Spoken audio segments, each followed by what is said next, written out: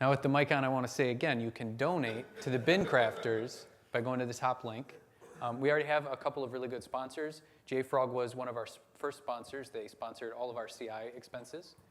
We started out small. We have to grow our CI, and our expenses for our CI is going to go way up, so we're still looking for more sponsors. We don't want JFrog to have to pay us and also give us free bin tray services and give us Conan, so we're looking for more corporate sponsors. A number of other contributors are people from Microsoft. Kirk Shoup is one, and a number of the Bincrafters themselves, in addition to donating their time, they donate money through Open Collective as well to pay for CI and things like that. This is a bit about me. You can find me on Twitter and GitHub using SolvingJ. That's my handle. And I'm currently a software developer at Mechanical Simulation Corp, focusing almost entirely on Conan, Devops for C and C++. We do automotive simulation software for the big automotive companies and for niche automotive companies. And we're now starting to get into autonomous vehicle-related work with our physics engines, which there's an Unreal plugin for our physics engine and things like that. So it's a really cool company, and they sent me here. They let me come here, so that's great. I come from a background of IT, though, before I became a developer. So I had a big focus on servers, networks, things like this. But I was drawn to development because of the ability to create things and the ability to solve bigger problems than you can really do as an IT engineer. I started with Groovy and Java and moved to C#, and then eventually came to C and C++.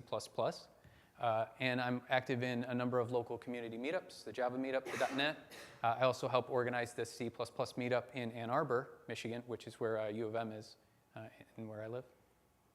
So I want to start out by thanking a number of people and a number of companies, both for their time and help, but also for the free services they offer. Bincrafters, much like I think many open source projects, could not exist without some of these folks. The Conan team and JFrog teams have been extremely supportive, and without them, we can't do any of this. But also Travis and AppVeyor and now CircleCI, they do amazing things for open source software in general, and I don't think that we give them enough appreciation because it's incredibly powerful what they do completely for free. They're sponsored by enterprise organizations, and it's just something that we couldn't even think about what we do today in Bincrafters and otherwise without their services. Open Collective, as I said, is a place where you can donate. That's an incredible free service for open source projects and open source groups. I think the NPM team or the Node team, there's some big high visibility projects that you can contribute to on Open Collective, and it's a really great service. Most importantly, for people who donate, I don't have to deal with my taxes. Like, I don't have to do any tax filing or report any of that as income, so that's the best reason. But as I said, we have contributors and donors already. We're looking for more. And I also want to thank all the early Conan packagers. I came to Conan last year, and I looked at what was then Conan.io, the repository, which was public and open, and people had done amazing work with at the time, Conan was just a very beta project. It was very unstable, lots of changes, and people had done incredible recipes, created incredible packages, which we then sort of co-opted, we retrofitted, and turned into Bincrafters packages. A lot of those people we reached out to, invited them to our team, and they're now contributing members under the Bincrafters flag. So those people really blazed a lot of trails that made our lives a lot easier and really showed us kind of what to do, what not to do. We wouldn't be here without them as well. So Bincrafters, I think, how many people here are familiar with Bincrafters already? Maybe have used the packages or seen what we're doing? Okay, so only about half the room. So currently, if you're using Conan and you're using open source packages, or that's something that's you're experimenting with, there's a limited number of packages supported by the Conan team in the central repository known as Conan Center. But we as Bincrafters, we have created a separate repository for the packages as we're developing them before they're ready for Conan Center, or maybe ones that are sort of niche and they shouldn't really be in Conan Center because they're experimental. But we do a lot of them in our repository. But over time now, we've started to contribute and include our packages in the Conan Center repository. And I think I saw a statistic yesterday or a week ago, something like we're almost at half the packages in Conan Center are Bincrafters packages. Is that accurate, roughly? Yeah, so, and the big ones that we've done, I think the Conan team has done the most important packages that there are. OpenSSL, zlib, and a few others. And they maintain those, and that's the best people to maintain those, because they're kind of hard, some of them. But there's another tier of really important libraries and some that are a little more modern. Maybe they're not so universally used. And some of them are, well, Boost is universally used, that's obvious.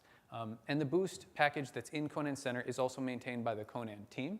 But we have an alternate set that's modularized that we plan to submit to Conan Center this year, so you can just depend on a single Boost library. But FMT, the one that Theo demonstrated, that's a very popular and a beautiful library for formatting. And so we packaged that. That's in Conan Center now. ZSTD, ACO, CPP REST SDK, WT is a recent addition as of just last week. And some of these other ones, I don't need to read them all to you. You can check the slides after. But we do have a healthy collection of C++ and a lot of low-level C libraries. I think libssh2 and libcurl are two of the most important ones that we've done. And I've got a couple more slides of just highlight ones that we think are important and valuable. And I've grouped them into categories because there's just an infinite number of libraries in open source that you might want to use. And we focused on getting a good collection of each type. So we have some test and log libraries that we feel are good and modern and fairly usable. Crypto libraries, besides OpenSSL, a lot of people continue to look for alternatives to OpenSSL because it is so challenging. So libsodium, Crypto++, Mbed TLS. We don't have Wolf SSL, we'd like to, but these are some really good ones, some popular ones. We also have graphics ones and audio codecs ones. And in the Conan community, what we found is, as far as the open source users, video game developers have to be the dominant crowd so far that have jumped on board and taken an interest.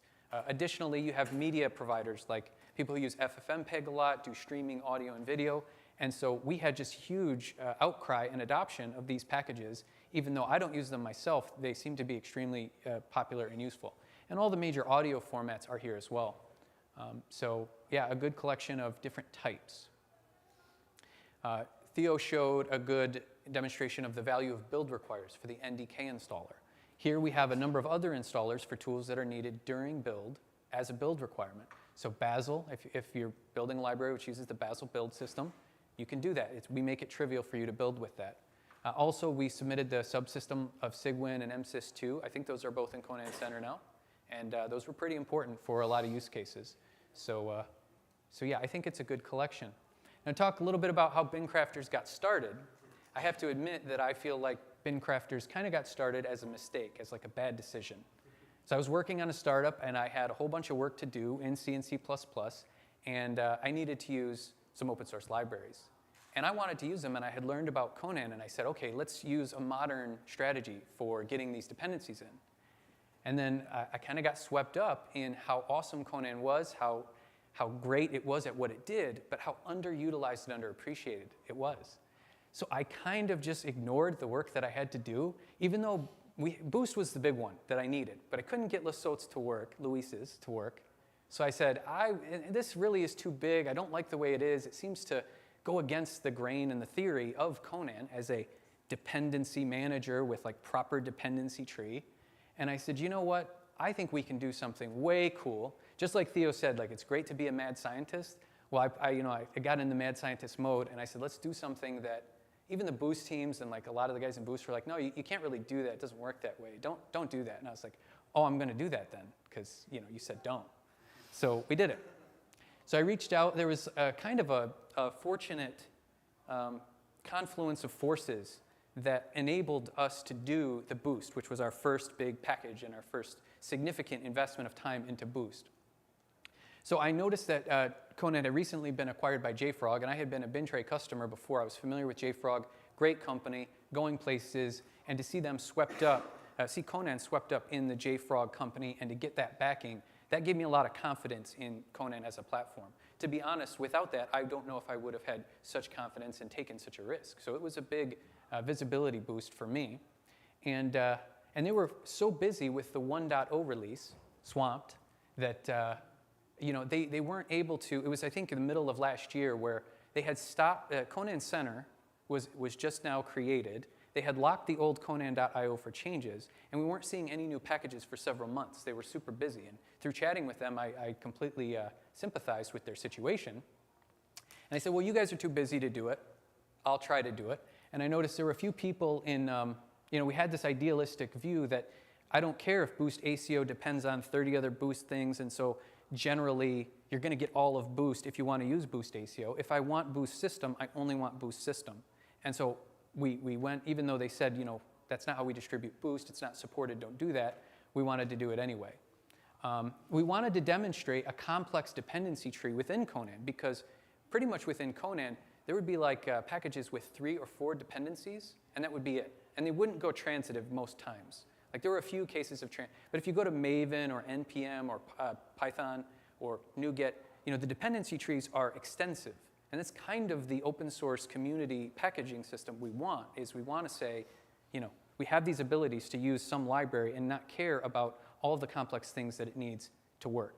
So we thought, hey, this is a great example of what Conan is supposed to be, and it's like kind of consistent, it's kind of contained. So that sort of encouraged us to do the boost thing. And we said, hey, there's only a couple packages in Conan Center. With this project, we would jump it 130-fold. So it was like, it seemed to have a lot of positives. And this is where, there were key people in key places at the right time that really made this possible. So I came middle of last year. I was by no means a Conan expert. I was new to Conan. And Julian Rees, who is from Brazil, and he was a Conan contributor. He had done some PRs. He had done some of those early packages. And he was in the chat, and he was helping me. And he was helping me learn, helping other people learn. Just a great community member. And so I had this acquaintance with him. Then I noticed in the chat Rene Rivera, who is from the Boost team, was at that time. And he was hanging out in the Conan Slack, but he wasn't saying anything. So I had this feeling that he was interested in Conan, and he was obviously connected with Boost. So I thought he might be interested in doing this crazy, difficult project with me. Also, there was another active community member. His name is Konstantin. These are his handles. And he was helping me as well. And he had also done some pretty good work with Conan. I met some other people. I don't know how to pronounce his name yet. Estatios, thank you. And anyway, I chatted with him online, but he had been packaging Boost, Qt, and ICU for 10 years manually. And if you go to his blog, you can get pre-built binaries for these packages before Conan. And I said, hey, I saw your blog. Are you familiar with Conan? He said, no, I don't know what that is. He's like, I said, this could replace all your batch scripts that you've wrote and maintained. I said, I don't mean to invalidate all the work you've done, but I have a feeling you don't want to maintain that stuff anymore. He said, oh yeah, I don't want to do this. To have you mean like there's almost a standard and I can get on board with that standard and I can work towards that? I said, yeah. He said, okay, count me in. So I brought him in and taught him Conan, and he became he's the one who helped us package ICU. We could not have done IBM's Unicode library, ICU, without him. And then, of course, the Conan team, very supportive along the way. I think everyone here who has dealt with Conan has probably experienced going into the Slack channel and having their help, having them always be accessible. It was incredible. So I said, okay, this gives me the confidence that we're not going to get halfway done, run into a corner, and not be able to continue and just fail. So I knew that we could succeed because we had their support. More contributors. There's a couple in this room, I think at 3, maybe 4. Tomas, Theo, who was here just now. All of these names, I encourage you. These names are on our blogs and on our GitHub, but I'm not going to read them all off, but varying levels of contribution here. And you could just see how many people had done packages or have added packages recently, contributed, just filled in a big gap. Like some people would just come and do all the audio libraries over the course of 3 months. And it was just fantastic to have these large contributions all together. And again, in a consistent way that was planned to go into Conan Center someday. So all of these things that we said, if you're going to work with us, we want to get the library and the package and the recipe to a point. It's adoptable by Conan Center someday. So that's our overall driving goal. So what we originally set out to do was use Conan to do the a la carte, I just want one library thing. But we also wanted to demonstrate the dependency tree and demonstrate how Conan can transform the way we look at dependency management in C and C++. But what we ended up doing was like just going crazy. We did 250 packages so far and counting. We build them for Windows, Linux, and Mac. We test all the compilers that are up here. We do a number of different binary variants, and then we maintain a Twitter, a blog, and we have some Docker images that we use. We have packages on Python to supplement what we do and to supplement the Conan package tools. So we've done a lot. It really grew into something that it was not intended to.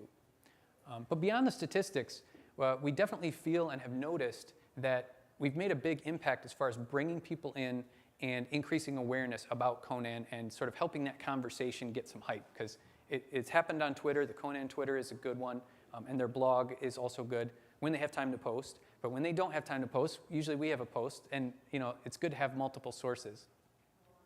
So we've established a number of standards and guidelines, both internally about how we manage our CI, and also fed some feedback back to the Conan team about what's important for our packages.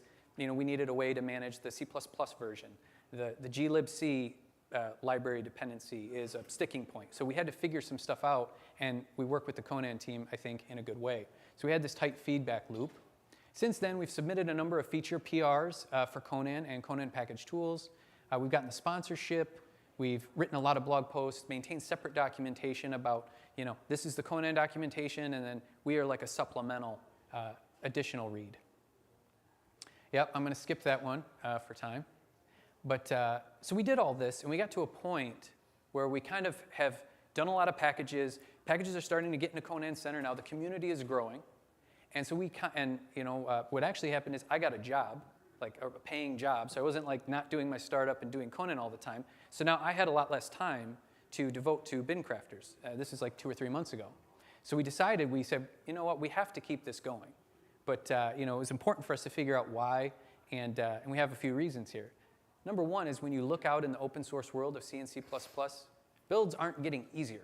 No one's like writing perfect, nice turnkey builds. I mean, some people are writing turnkey builds with CMake and following all the modern guidelines, but vastly outweighed by the number of terrible, archaic, old-style builds that you're going to find in C++ and C that someone needs to encapsulate into a package. So we feel like we still have this important purpose. The Conan team can't do all of those libraries, and the authors of these libraries are not yet incentivized enough to like do their builds and release a Conan package.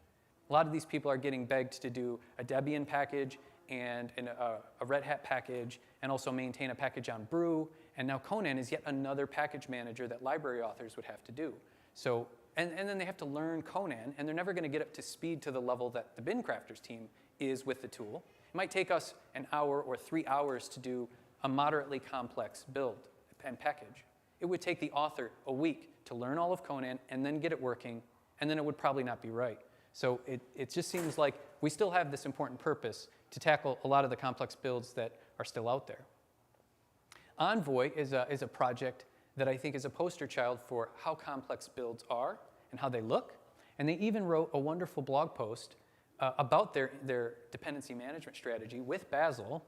And keep in mind, this is a modern build system. This is a modern project. I mean, they're part of the Cloud Native Computing Foundation that was mentioned earlier today. It's very popular. And if you go, they have a Slack channel. They do like a live video chat where you can like follow along. They're a really important project. And yet they have like this fundamental build system complexity that just looks like 2005. It's really rough. And so I think the key takeaway here is that they lack in their build a critical abstraction, which is what Conan gives. But this is what it looks like today without that abstraction. Does it have a laser pointer? Yeah. So they're using Bazel, and so they have like these Bazel native libraries, and that's great for them. Just like the CMake community, it's great if everyone's using CMake. It's great if everyone's using Bazel and you're using Bazel, but unfortunately, look how many don't use Bazel. Most. So you've got some over here, and this is from their blog post. This is their graphic that they put together, and it just shows like just these little libraries might be header onlys, but if you're a build engineer, you're trying to automate builds of this, or if you want to contribute or integrate this project, Envoy, into your C++ stack, you have to learn all of this, master all of this, and then integrate it into your application. So this is an extremely complex setup, and it's not even that complex of an application. Like it does some cool stuff, but this is by far not the worst that there is, and it's this bad. So I just felt like this graphic perfectly captures the challenges when you lack the right abstraction. And I think a package system is the abstraction that draws a nice, clean, uniform line between all of these libraries. So I think that's a big concept. But also, we've developed a skill set now. And I think all the Bincrafters, actually, their skills using Conan are becoming more and more marketable by the day. As more people adopt Conan, they're going to be looking for people with advanced expertise in how to do complex migrations from old build system strategy ABC to a Conan-based strategy. We're talking to a lot of people here who are in that situation. And so, it's a great skill set to have. It's valuable. It's fun to use. It's fun to solve a problem with the right tool. I think I talk about that. So it's another reason to keep doing what we're doing. We're getting better. We're driving new features. And we're able to say, hey, we need this feature on project A, B, and C. And then it gets into the product within a year. And then we can start to continue to improve.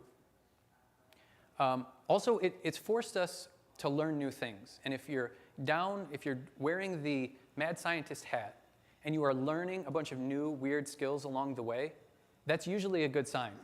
And that's kind of what keeps, I think, a lot of developers going.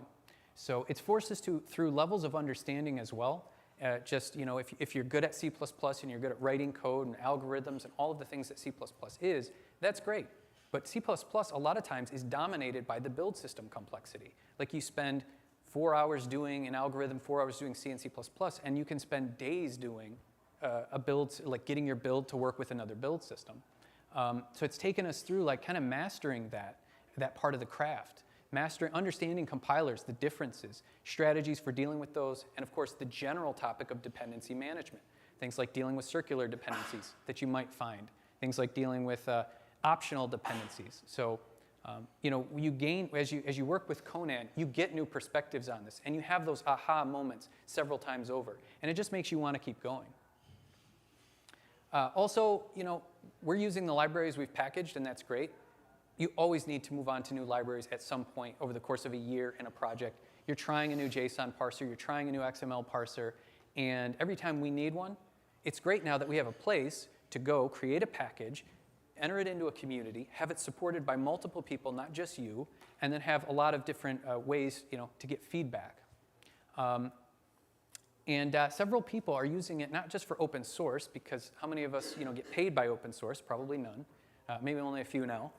The Conan team is probably the only one. But when you use Conan in an enterprise context, which I think the majority of this room is focused on, is the enterprise use case. Everyone's using Boost or a couple open source libraries, generally speaking. But we're using it for the enterprise. And the packaging story there is different from the open source story. It's much more complex. And you have to learn several new layers in order to understand the product and how it solves those problems. So again, when you use it in enterprise, you're getting paid by your employer to delve further into this thing. So it just keeps us going. And I mean, there's just plenty of reasons. What makes Conan different in the enterprise? Just a few bullet points about this, because a lot of what you'll read in the documentation, a lot of what you read on our blog and other places, we'll be talking about a use case that's either open source or the enterprise. So when you are reading documentation and learning about Conan, recognize which one you're interested in and try to figure out if this particular best practice is a best practice for you in the enterprise, or is it a best practice just for OSS, but we do it different in our company. That's like a lot of the story. One of the things is not a lot of enterprise projects do semantic versioning perfectly across all their internal libs. A lot of people use a live-at-hedge strategy. It's a term used by Titus Winters at the CPPCon keynote, which is just build everything from source, the latest commit, and it's a different versioning strategy for product release. The company I work for, Mechanical Simulation, does that. You have to deal with merging with the existing DevOps problems. So if you have an old Jenkins build, series of builds that build a series of libraries, you don't just replace it overnight, right? You have to get buy-in. It's a much more complex, iterative process to get there. You have to do phased implementations, and you're generally still customizing OSS packages for your needs. Also, I want to point out SG15. If anyone here follows the standards committee of C++ and knows what they do, this is a new study group that came out this year that was largely influenced by the community to say, we know that their position had largely been C++, the committee should focus on the language, not the tooling. That should be out of scope. And the community said, well, yeah, we understand. We don't really care. We want you to focus on the tools, because right now it's the worst part of working in C and C++ is the tools, not the debates about pointers and things like that. It's the tooling and the interop is really rough. And it's the place where C++ falls behind the furthest compared to the other languages and the other ecosystems. And so we bring now several, like almost a year and counting, a lot of real-world experience doing interop with everything. Profilers, build systems, compilers, weird architectures. So all these custom things, we have a lot of interop perspective that I don't think you get unless you're doing packaging kind of work. We started with simple cases, OSS and enterprise, but we've also worked in these really painful things, and we're starting to deal with the maintainability challenges of how do we follow 200 packages? How do we follow the upstream releases? And how do we run a new build when the upstream package library releases a new release? Because we can't just wait for users to ask, because when they ask, a lot of times it'll have been a year. There might be 3 major release versions or a couple minors, and when we go to rerun the package with the new version, the build system's completely changed. And we've lost touch, and now we have to reevaluate the whole thing. So we're dealing with these challenges in a way that would be useful in a standards discussion with SG15. So at least one of our members is writing a paper for the standards committee. I know the Conan team is also working on this. So I feel like we have at least something to say and something to add in that conversation. All right, this is the last one, I promise. Conan team can't possibly do it all. There's just so much to do, and it really does feel good to use Conan and solve the problems in a way where you're like, yes, this is the right abstraction for this problem. And so we've set some goals for the next year, for the next 2 years. We plan to stay around for a while. So I'm going to show you a few projects that we want to do and talk about some of our funding goals for the next 12 months. So if no one's familiar with Conan package tools, it is a CI set of tools that makes it easier to use Conan and do complicated build combinations in your CI. It works with multiple CIs. So let's see. So we definitely want to continue releasing packages, important packages, and complicated packages that maybe novice packagers wouldn't be able to tackle on their own. Qt is like the biggest example. That's the highest demand one that we've never been able to do. We currently have a super package, a single Qt package that just hit Bincrafters recently. But we want to break that up and modularize it so you can just have a piece of Qt without the whole kit. OpenCV and FFmpeg, these are those other super projects that are extremely hard to do, extremely hard to visualize in the context of Conan. But we want to spend time on it. If anyone is in a good position to do that, it's us. We want to continue to submit features to Conan and the CI service, Conan Package Tools. We have basically been the primary tester of experimental features as Conan releases them, tries to figure them out. We look at them and say, well, it works good for the OSS. Maybe it doesn't work good for the enterprise use case or vice versa. So we have that perspective. We're giving that feedback. We want to test the new Conan project concept that was talked about and the new packaging version, package versioning behavior that we've really needed a solution for, and they're working on that, so that's a key thing. And then we want to try and continue to submit features that we want, whether they're useful to everybody else who's doing Conan. We're not sure, but we think we try to focus on ones that are generally useful. Some features that a couple that we're talking about is exporting Conan packages to, hey, make a Debian package, make an RPM, make a brew package out of this. Another thing is interop with other package managers. How many people here have heard of VC Package? Only about 8. And it is another open source package manager from Microsoft. And we feel like if there's going to be multiple package managers, which there are for a long time, then if we work now on interop, then we can have a good story. But if they're completely independent and competing, absolutely 100% competing for the same user base, we feel like that's a lot worse. And so we'd rather work on interop now than wait a year until both of them have more users to do more flame wars on the internet. So related to our work, we have 250 packages. We have a lot of problems managing those packages. So we want to do a few things. We want to streamline our CI. We've discovered several bottlenecks with OSS at scale, like with Travis and AppFair as build services. And we have to solve them, because we're going to continue doing what we do. We're going to need to solve them for us. We want to solve them in a general way, and we want to share them with others. Let me see, I'm doing on time. We have a Visual Studio extension for Conan. I mean, how many people are using Visual Studio? Again, 12, 13 people. But it dominates the C and C++ market. It is far and away the most popular IDE. And the experience with using Conan within Visual Studio is not as good as it could be. So we've got a beta. It's kind of doing something. And we've got 2 contributors now who are going to work on this over the next couple months. That's a priority. There's just lots of room to make that experience better. It's just really easy if you make a Visual Studio extension. Make it automatic, make it so that the user might not even have to know about Conan or what it does, and they still get their dependencies that way. That's the level of abstraction we'd like to get with our extension. And that's in parallel with the JFrog team creating the C-Line extension, which does a lot of the same things. We have a concept called Domino, which is a universal CI dependency concept that we want to work on this year if we can get some funding. It's a way to define that when FMT or OpenSSL or Boost releases a new release on GitHub, that we don't have to wait for somebody to notify us. We don't have to be on a mailing list. We just subscribe to say, watch this GitHub repo, and if it does a release on GitHub, trigger our CI. Run a build on our testing branch at least, and we can get a notification and go, oh, wow, FMT, new release. And if it works, merge it to stable and release the package. So that's a really big step for us from a maintainability point of view. And it turns out that a lot of different OSS projects and package managers need that same thing. If you look at Homebrew, if you look at VC Package, if you look at Debian and RPM communities who maintain all their own packages, they have the same problems. And so if we can generalize this and make a general tool that's easy to use and not specific to Conan and C++, then all the better. Like, it's going to be more maintained. We're going to have more committers from other places. And so we thought it was a big win, and it's a cool idea. CI Anywhere is inspired by Conan package tools. This is another sort of self-contained, simple project for CI, generalized, not specific to Conan, not specific to C++.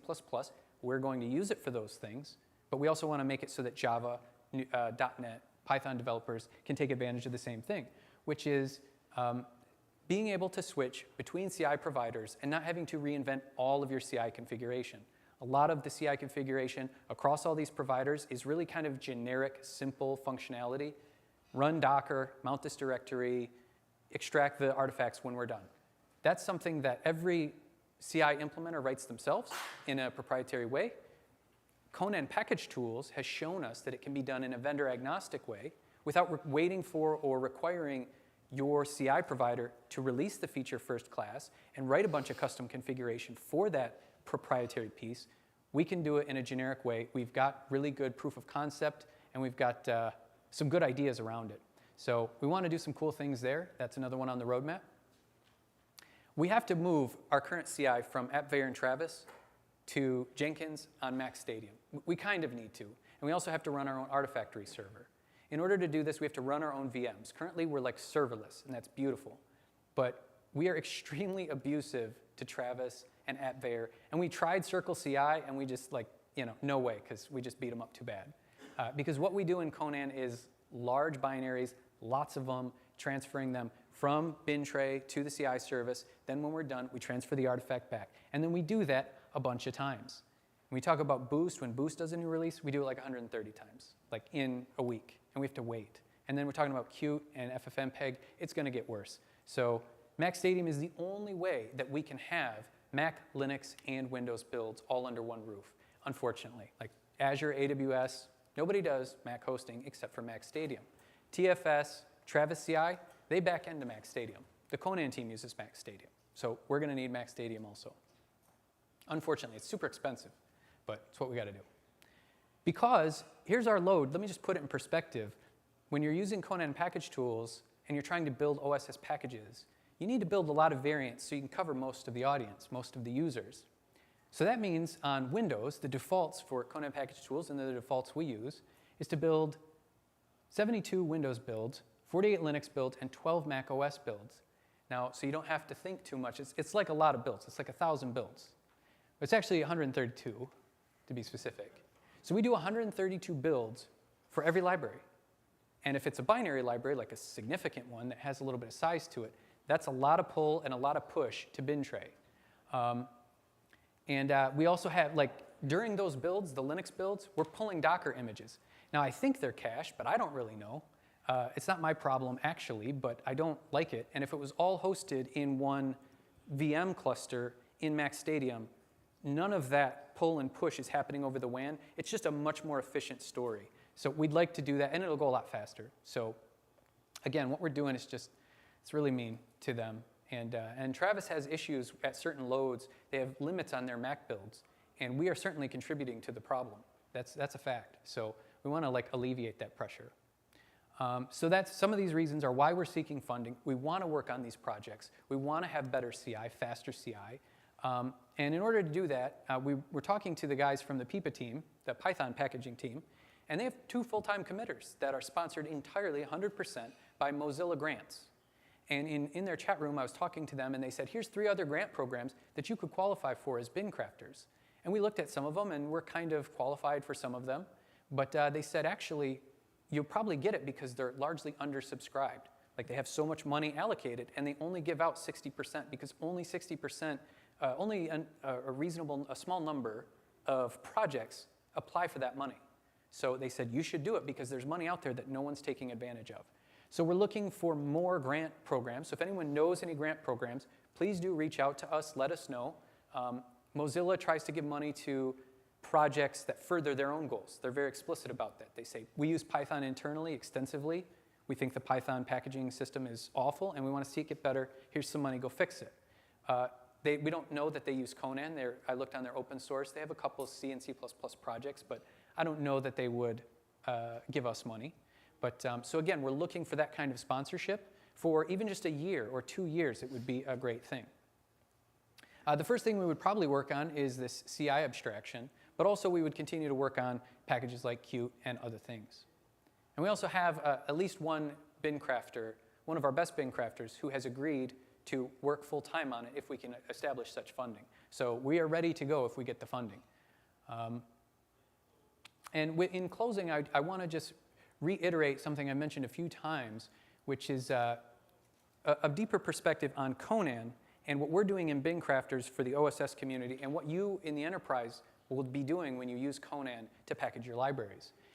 It's about implementing this abstraction between build systems and the consumption of the library. This is something where CMake did a lot of pioneering work as a meta build system, but unfortunately that was proprietary to that meta build system. And so they hit a wall, and they have all these interop problems with other meta build systems and build systems. The world, unfortunately, is not built around CMake as much as the community would like it to be. So you're encapsulating that complexity, and then what we're doing is we're running a diverse array of CI against these OSS packages that we've created that we think look good, and we're discovering so many weird bugs with the original build that the author has put up. They're running their own CI. They're not running 132 builds. They're running like 6, and they're pretty happy with that. And it's impressive. Like, you know, they're doing their library and they're doing 6 CI. But when we run 130 times, we find a lot more nuances. Things like fpic and the C++ version and weird compiler issues with Clang and Apple Clang. We find all this stuff. We figure out how to fix it in the package, or we go to the original library author and we go, hey, did you know this happens? And they go, no. And we say, great, here's the solution. And then a next version, it's in there. So we're contributing back a lot, and in either case, we're removing the complexity for the new guy who's like a new developer out of college. He wants to get into C++. He hears about these libraries. We're making it easier to consume without understanding the implementation details of builds. And I think within Conan, we're blazing a new trail for all the native languages. Rust, Go, Kotlin native. These are native languages, have binary compatibility issues that they share with C++. Currently, all the package managers for those languages are source-level package managers. They assume that everyone has to build everything from source. No one is caching binaries the way Conan caches for C++. I think others will eventually reach the point where there's projects that want to cache their binaries. Right now, they're smaller binaries. But as those binaries get bigger, as those ecosystems grow to the size of C++, I think they're going to look for solutions on how to deal with this problem of building binaries, caching binaries, and reducing this waste of time with redundant compilation, which is currently plaguing all of the open source C and C++ community and enterprises. This, hey, everybody's rebuilding sources, and 95% of people who run the CMake build for this project get the exact same binary. It's a tremendous waste. And I think showing the world that it can be done in a much more efficient way, and that long term we can get to a point where no one has to like waste their time waiting for builds and doing all these things. I think that's an interesting future, and I'm glad that we're a part of it. We're honored to be here to talk to you today, and we're honored to work on Conan. So thank you for your time.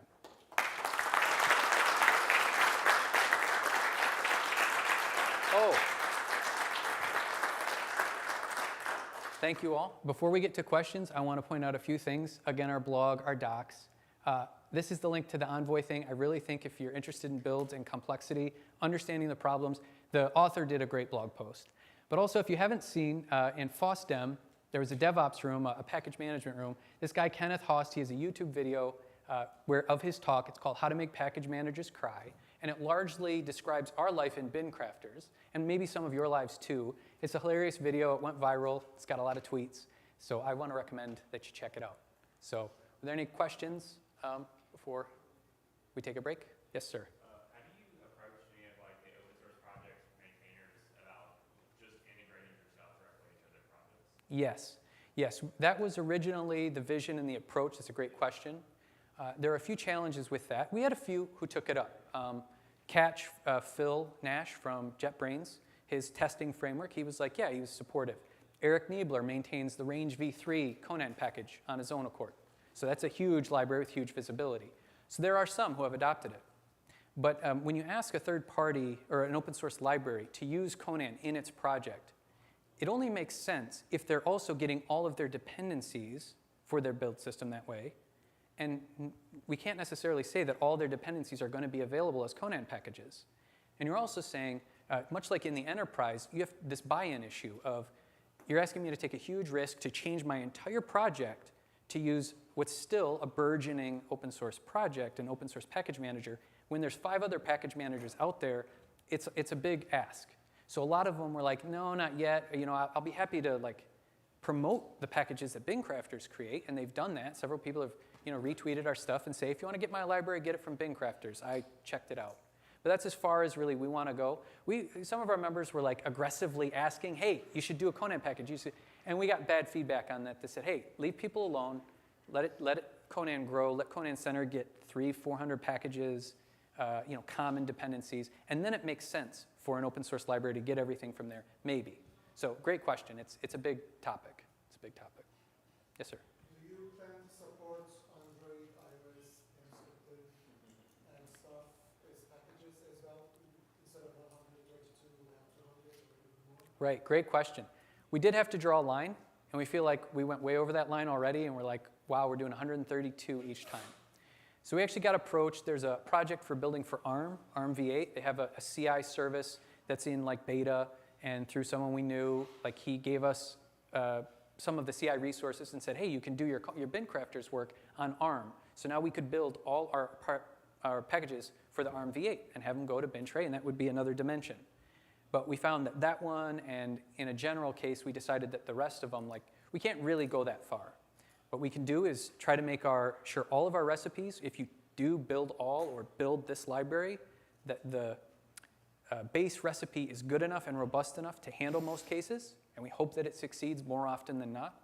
And if you report to us that, hey, this happens constantly. People go, hey, I'm trying to do it on SUSE Linux. I'm trying to do it on CentOS, and it doesn't work. It only works on Debian. So we go in, we fix our package, and then it'll work for you. So we'll do that on a case-by-case basis, but the hope is that the build from sources feature of Conan works 90% of the time. So yeah. So you accept PR and other stuff for refund? Yes. Even if it doesn't affect our CI, we would accept it if you say it fixes for you. Most cases, yeah. As long as it's not real ugly. Like. Yeah, I guess this could be solved by having different tool chain packages. Then if it was a bit more recognized, you could have CentOS tool chain, for example, I don't know, these global flags for every package, like I do in the Android or iOS. Actually, that's. It requires that every recipe don't put specific flags when, it's like separate things. Right. We do use a lot of discipline in our recipes to avoid common pitfalls with packaging. So it is good, even if you're doing your own packages, that you're building your own stuff. Look at our stuff as a reference if we have something. You might, and ask us questions if you have questions, because there's a lot of things we do that aren't necessarily intuitive, but are for good reason. And secondly, we talked a lot about, and we probably will in the near future, release a couple of profile, like zip, have repos with just profiles, like common profiles that we use as Bincrafters for CentOS, for weird architectures, maybe even somebody uses Solaris. We can put some profiles and give people a shortcut on the profile side, which is not as important as the packages, but it's important, and it's something people struggle with, is understanding how profiles should work and how they should be used. So, yeah. Yes, Mark? So, I've actually just been with Conan. You said the Conan team can't do it all. I'm the product manager of Conan, and I can assure you that you were 100% right. I want to say thank you so much for the work that Bincrafters does. Yeah. It's really, really seriously, it's been a great part of the success of Conan so far, and we really, really appreciate it. And anybody who wants to help out the Bincrafters community or check out the Bincrafters community, let them know, appreciate their work, please, because it's an amazing, amazing work that they do. Thank you. Yes, thank you. And actually, thank you. Yes. And I guess I'm out of time, right? Yeah, okay. Well, I want to say, just before I came up here, someone gave me some great information. It said, I think this year, there's been 500,000 package downloads from Bintray. Last month. So in the last 30 days, and half of those are Bincrafters packages. So that just really makes us feel good, and something that I'm sure the team will be really excited to hear. So thank you for that, and yeah, thank you, everyone.